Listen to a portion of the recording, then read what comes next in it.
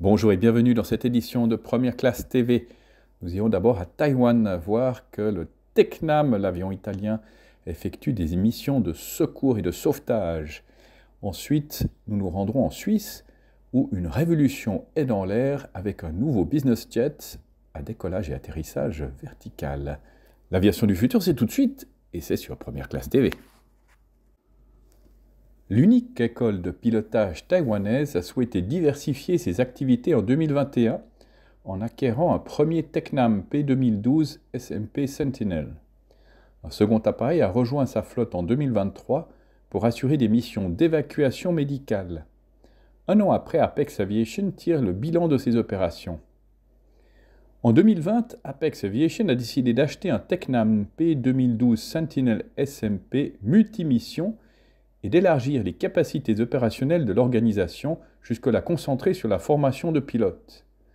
Après avoir rejoint la flotte de la société en 2021, le premier P2012 Sentinel SMP a été déployé pour de multiples missions, notamment de parachutage et des vols touristiques.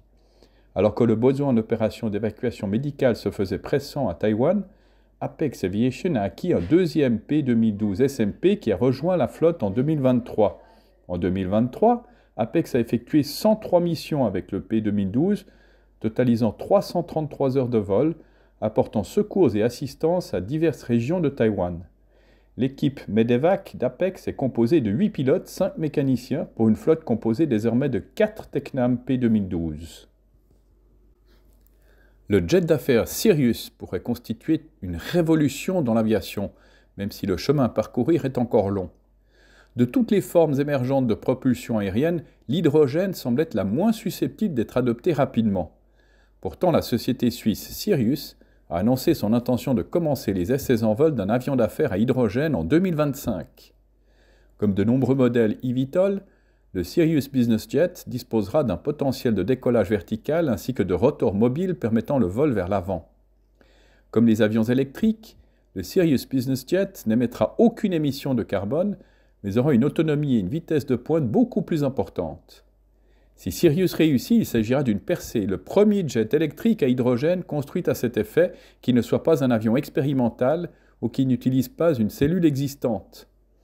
L'avion d'affaires ne sera pas alimenté par des piles à hydrogène, mais par de l'hydrogène liquide stocké dans des réservoirs cryogéniques qui alimenteront les moteurs électriques avec un système de batterie lithium-ion en guise de secours. La version Business Jet pourra accueillir un pilote et jusqu'à 3 passagers, tandis que la version Millennial Jet pourra accueillir un pilote et jusqu'à 5 passagers. La conception comprend de multiples réacteurs le long des 2 séries d'ailes, à l'avant et au milieu de l'avion, avec un empennage très évasé. La densité de puissance de l'hydrogène est beaucoup plus élevée que celle des batteries, ce qui lui confère une autonomie bien supérieure à celle des avions purement électriques. L'avion d'affaires pourra parcourir 1800 km grâce à des réservoirs de carburant plus grands. Sa vitesse de croisière maximale est de 520 km/h. Outre l'absence d'émissions de carbone, Sirius affirme que le jet produira 60 décibels dans l'air, soit à peu près le même niveau de bruit qu'une conversation dans un restaurant. Selon Sirius, un prototype grandeur nature est en cours de construction et devrait être achevé au cours du 2e ou 3e trimestre de cette année. Vers la fin de cette année, il subira les premiers essais de vol stationnaire et de vol horizontal. En 2025, Sirius prévoit de fabriquer plusieurs cellules grandeur nature et de les soumettre à des essais en vol plus poussés. Le développement des moteurs électriques et des pales aura lieu en même temps. D'ici le 4e trimestre 2027, Sirius espère que ces avions seront certifiés par la FAA, qu'elle considère comme son principal marché. Les plans à long terme prévoient la construction d'une usine aux États-Unis, mais la production initiale aura lieu en Suisse. Si cette expérience ambitieuse finit par porter ses fruits, Sirius pourrait prendre de l'avance sur ses concurrents qui produisent des avions à décollage et atterrissage rapide et qui visent également les voyages régionaux. Certains s'attendent à ce que ces nouveaux appareils remplacent les hélicoptères, tant pour les déplacements locaux que régionaux, grâce à leur faible niveau de bruit et à l'absence d'émissions. C'est ainsi que se termine cette édition de Première Classe TV. N'oubliez pas de cliquer sur j'aime, de vous abonner, de partager ces vidéos. Nous nous retrouvons la semaine prochaine avec le projet du plus gros avion du monde et le premier vol du dernier supersonique. D'ici là, bon voilà.